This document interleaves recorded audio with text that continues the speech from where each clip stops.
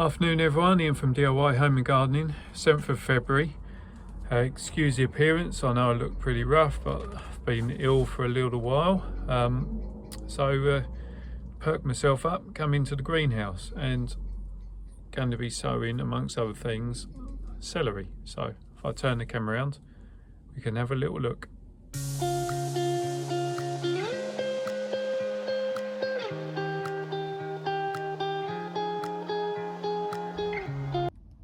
So the first variety is this one. It's called Celery, Tall Utah, and it's just a green variety of celery. We've grown it the last couple of years.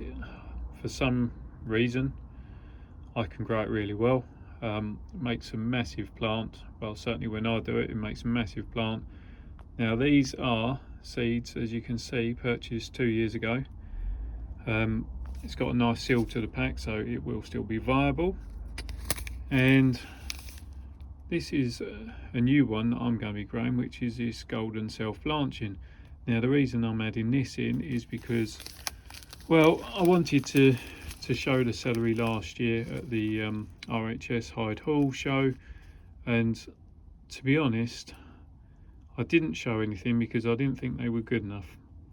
What actually transpired was that actually if I'd shown these Utah, I would have wiped the floor with everyone, because what was there was not very good.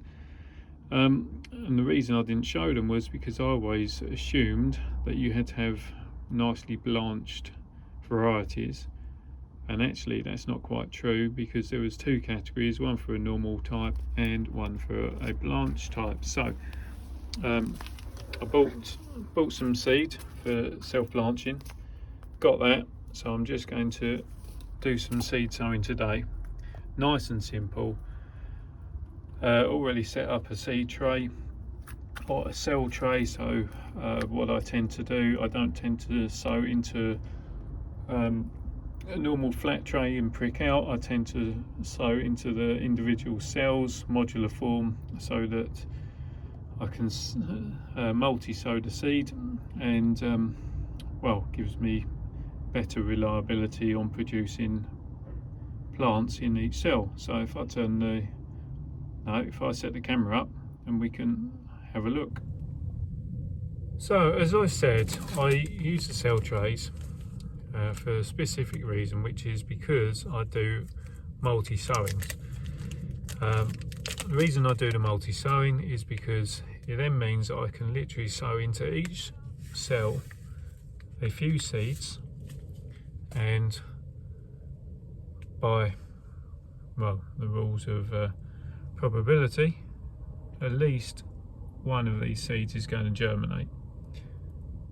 So therefore what I do is that after the germination, I can then thin out within the actual cell, just to leave me with one plant.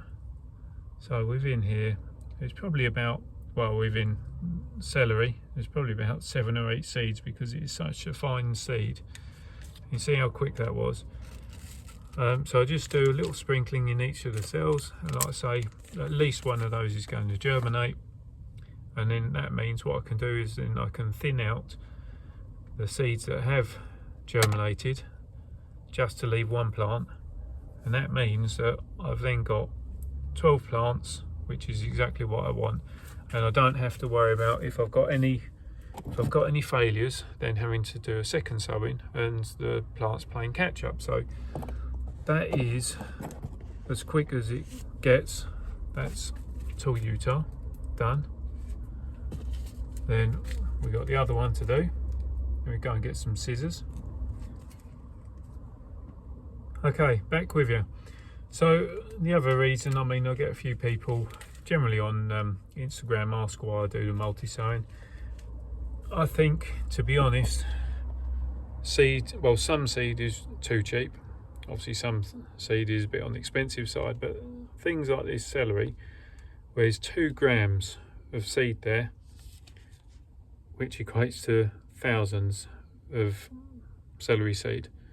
And let's face it, unless you're starting a farm, you're not going to need this amount. So for the sake of spending £2.70 on all these seeds, which I'm never going to use otherwise.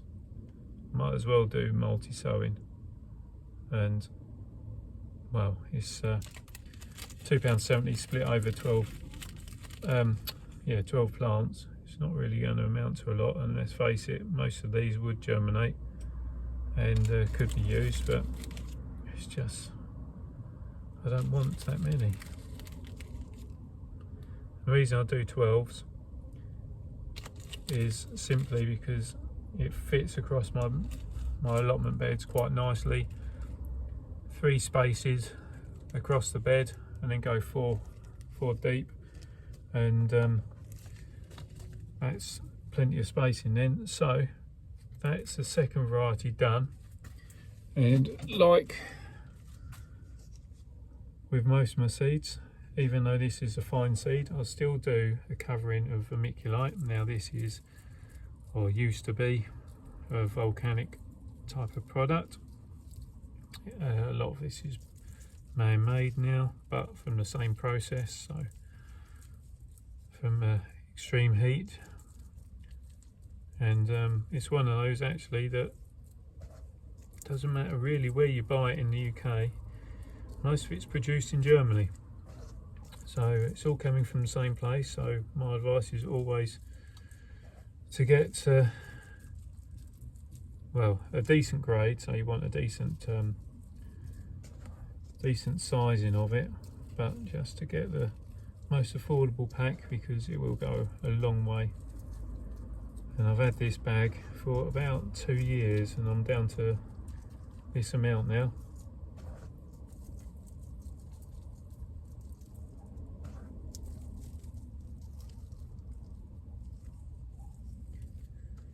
Right, so that's those covered. And what it does is it cuts out the light to the seed, which is good. And what I'll do, so just using normal water, I'll then spray it all down. And what that will do is trap some moisture in around that seed, give it nice consistency. It also acts as a bit of a barrier, if you like. It allows for slight insulation on the seed, so it regulates the external temperature to the temperatures below, and by watering it means that you're going to lock in moisture around the seedling. And the extra benefit of vermiculite is that as it breaks down, as the seedlings grow, it releases nice amounts of micronutrients, which enables the plants to get away successfully. So that is seed sowing done, and all I'm going to do is then transfer seedlings into heated propagator at the end, and come back in about a week's time, 5 days, 7 days, week's time, and the seeds will be germinated. So see you then. Okay, so back in the greenhouse, 25th of February, and I thought I'd show you how the celery are doing.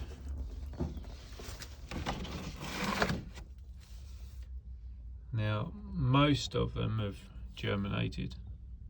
So you got the tall Utah here, so that's the green stem variety, and then golden self-blanching is these, and you can see sort of varying states. So some multiple have come up, you know, just barely, or with first set of leaves on them. Others no cell or no seeds have come up at all as yet. And we've got one there that's onto its second pairing of leaves. And then on Utah, it's fairly even. Bit of a small one there, but fairly even. Just come up with first set of seedling leaves. So yeah, they can still stay in the propagator, but with the vents open. just whilst they establish themselves a bit more. And yeah, once I got a bit better germination across the all the cells, then they come out of the heated propagator and they go onto a heated mat. 12th of March, so just over the month, or a month and 2 days on from seed sowing. And this is what the celery are looking like. So still got a few still germinating, but they're not under or on heated mats anymore, and you can see that the first of the true leaves are developing. This tray wants a water today, but you can see how they're progressing, and now getting to the stage of, say, true leaves coming means that some of these plants or some of the cells can be thinned out to only be 1 or 2 plants per cell, and then as the plants establish, that will get thinned down to just 1 plant per cell. But that's how they're developing 1 month on. Quick celery update, 21st of March, just giving them a light watering and time to move out of the greenhouse and into the cold frame. Right, so to start, just get a little bit of compost in, making sure it's broken up, and then let's get one of these plugs out. Yeah, so you can see how much root there is, too much root. And then just be ruthless, thin them out, so down to a couple of plants. If they pull out, great. If not, just snap them off. And so I've thinned them out, so there's 2 but spaced out from each other. And other than the fact that I've left it longer than normal, this is what I tend to do when growing my celery.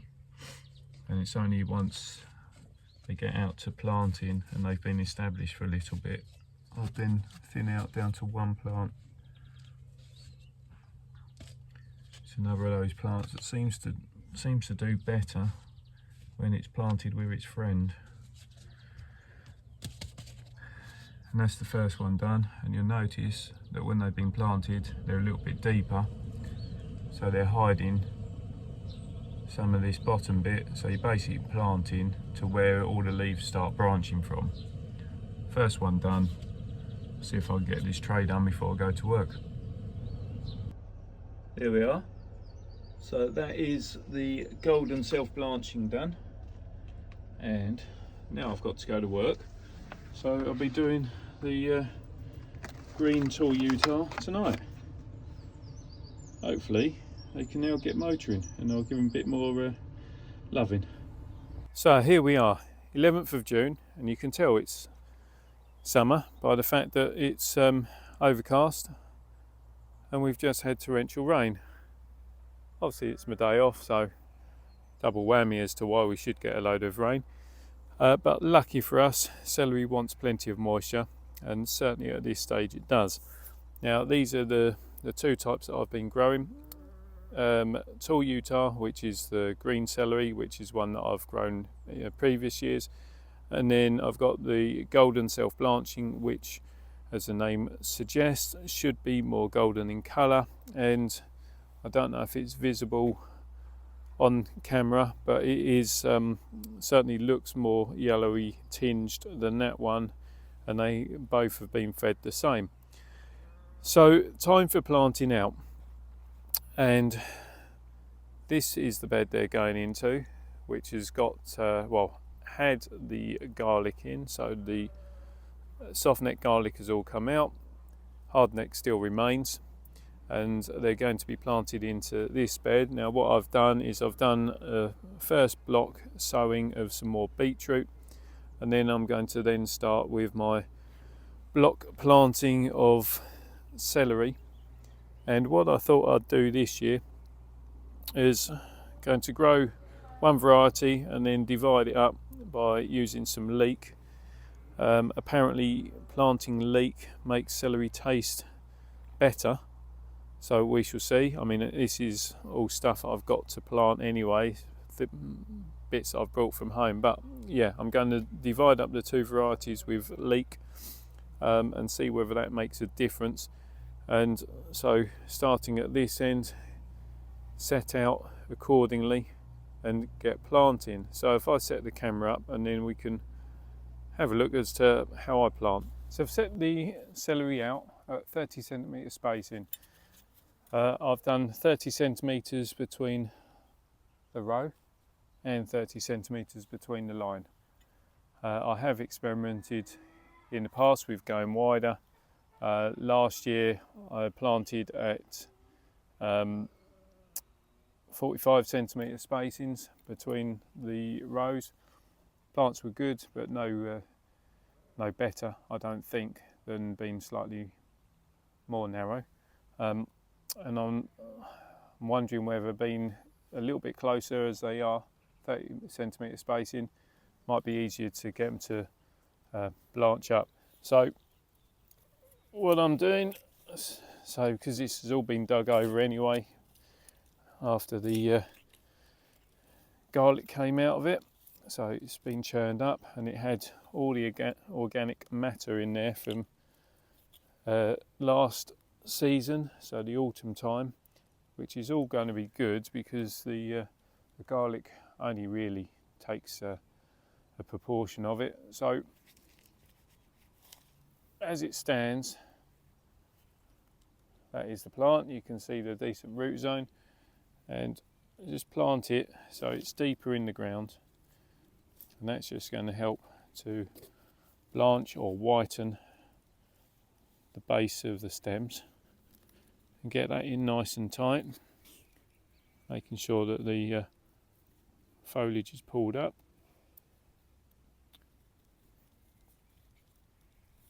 Like so.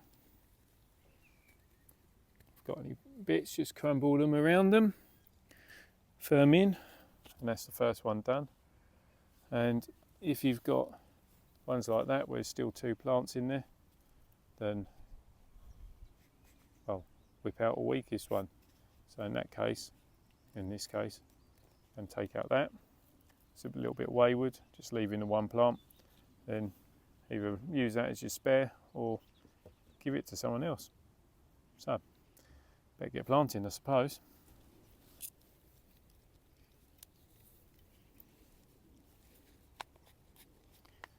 This one's definitely a little bit drier, so once these are all planted, they get a good old drink as well. So exactly the same. Pull the stem up, crumble the soil around it, keep the leaves bunched, just lightly firm down, get those air pockets out.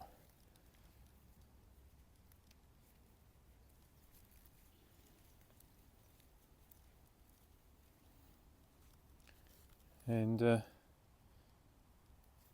you've got any bits of weed or anything, pull that out at the same time, as you don't want something like that competing. Let's carry on.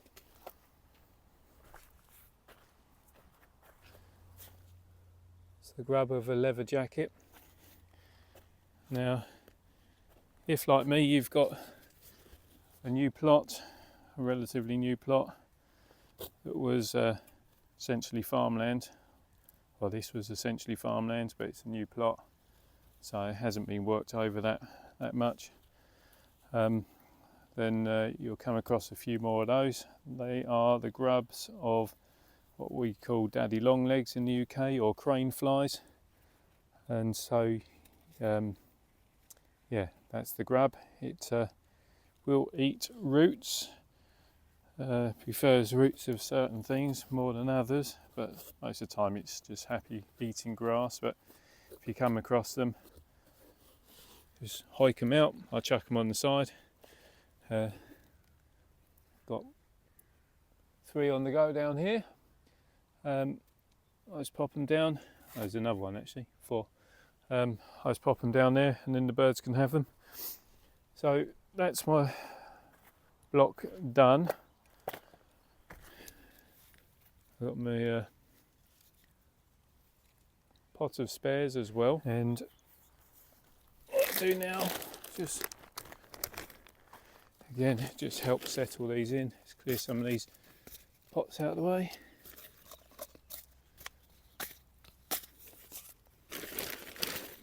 Get a little bit of compost, put that around the base or the neck of the plant. It's just going to help settle in the plant, so when we do the watering, that'll just get pulled down, fills any of those little voids that we've created, and also give a bit of a immediate burst of fertiliser, and depending on the type of compost as to whether it's got some longer lasting feed which will be of benefit. So we'll get those done.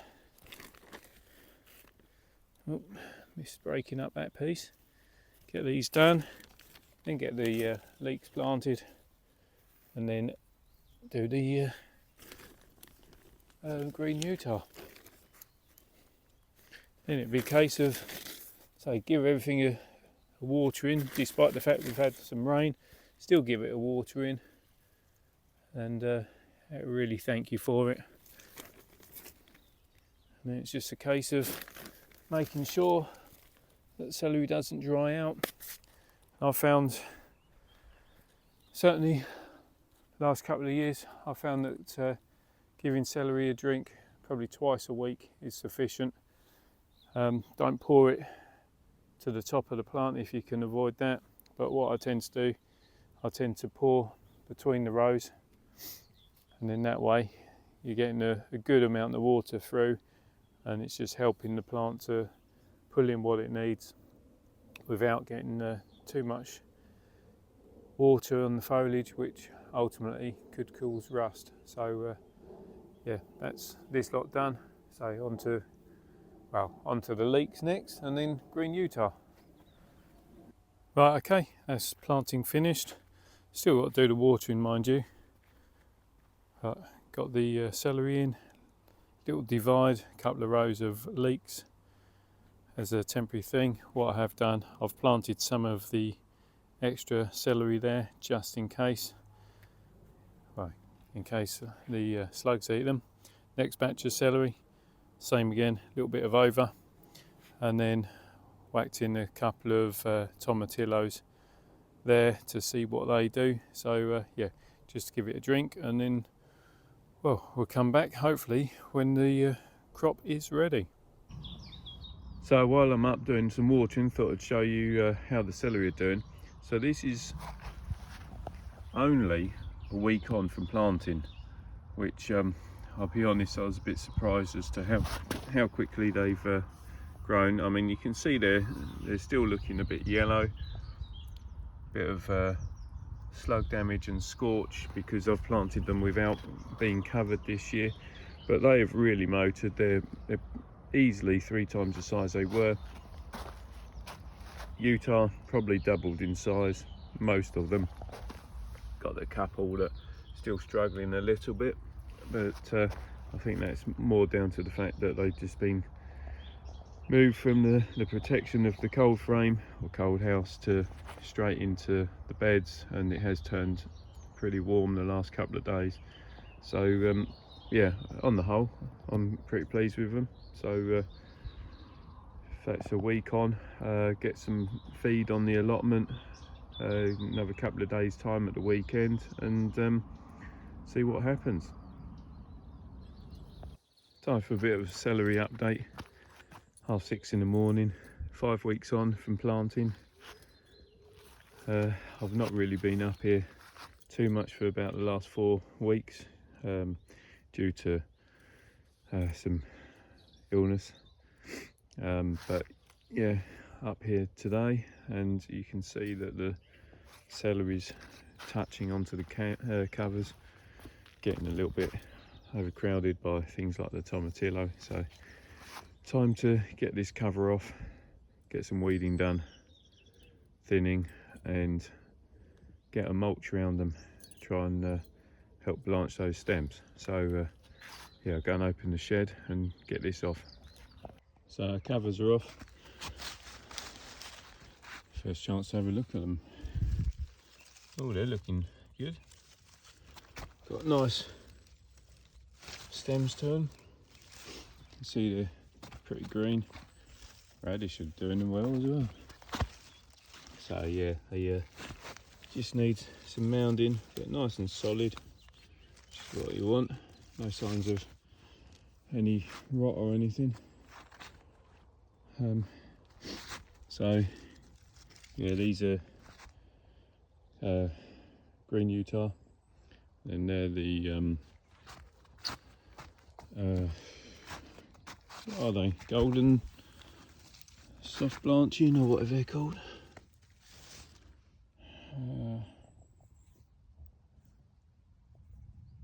Yeah, well, you can just about read it, but yeah, golden self blanching. Don't look particularly golden at the moment, but I think really that's probably where the cover's been on. And whilst it's an insect mesh, it does also act as a shade covering. So yeah, get some weeding done and then get some mulching done. So this is the celery cleaned up. See, they've had a little bit of aphid attack, but stems are good on the whole. Got one weak one there. Pulled a spare from that one. So actually Utah, which is this variety, last year was really vigorous, just beasts of plants. This year a lot smaller than this self-blanching that so I'm trying for the first year, but now they're weed free. You can see they've got some good stems to them. I think having the canopy on, or the cover on, was stopping the moisture or the watering getting down there, because that ground is as dry as anything. So yeah, going to get a mulch on and well, go to work. So time for an update. 16th of August, and this is the celery. So this is the golden self-blanching, and this is Utah. So Utah is looking pretty much spot on for this time of year. Getting some good size to it in terms of size of clumps, stems, a little bit of scorch here and there, but that will clean up. Now this golden self-blanching, on the other hand, having not grown it before, wasn't sure how it performed, and you'll notice that this one here, and that one there, are all going into well, they're all bolting, so all trying to produce flower, which is only the precursor to producing seed. And having spoken to a couple of people, basically means that it's dried out too much at some point. So given the fact that these were given the same amount of water, I know I'm going to sound like one of my customers now, they're given the same amount of water, I assume that actually this self-blanching type is more susceptible to bolting than Utah is. But yeah, whilst it's not going to be suitable for taking to a show, it will be fine for cooking if I'm picking it at this stage, because I'm thinking that it probably follows suit as to a lot of other veg, that once they go into seeds and flower stage, they become a little bit more bitter. So I'm going to be lifting these ones and make some celery soup out of those, and yeah, hopefully the rest will continue to grow to be good enough for show in another, where are we, about another month, for yeah, about another month's time. Watch this space. So 2nd of September, and already had some of these celeries, but you can see how, because it's been a bit more unseasonably warm, that they've bolted a little bit more than should do. So this is the golden self-blanching, so this is definitely seems to bolt, whereas the green Utah doesn't. So yeah, next year I have to find something different. But anyway, I want to pick a celery for home, so I just thought I'd show you what they're looking like and how we've ended up as we are for end of video.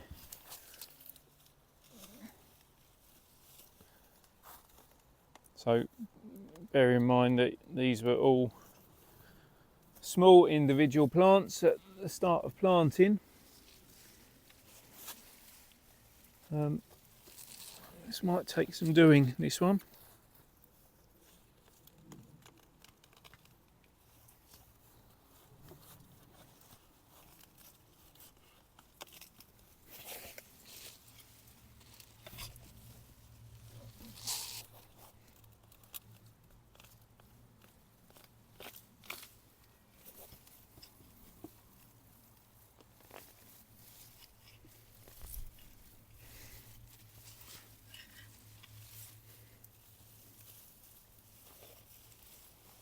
So nearly got it out. We don't need all the soil, so just prise some of that away.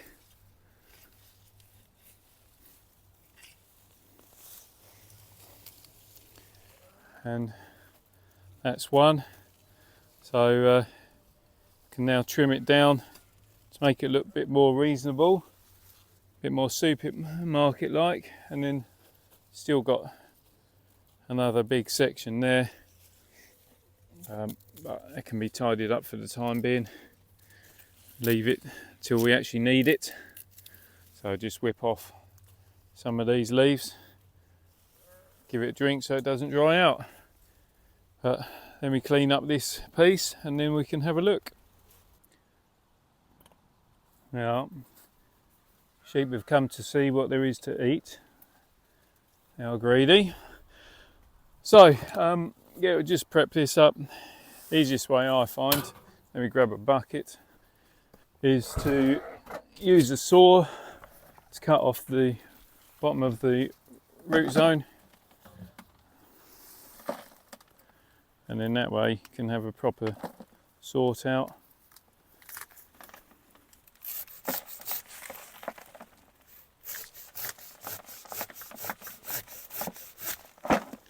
So if, like me, you always end up with some old tools, then it's the sort of thing that's quite handy to bring up to the allotment to do away with or to make use of, but they're not good enough for home. So we'll take off the excess bits there,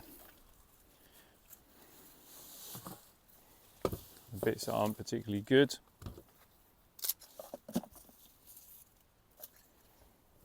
And that's quite a chunky piece. So you can see stuff like that, damaged stems. Now the sheep have come over, but now they're starting on the Jerusalem artichoke instead. They are annoying like that. And where we've got a little bit of this wayward flowery top growth, we don't need that. So you can snip those down. When they go to actual flower, then they can become less sweet, but when they're just into their tight bud, not so much of a problem, but it develops that harder stem, so it's not particularly good to chew on. And that can come right down to the bottom, that flowering stem. And that is Oh, one more piece.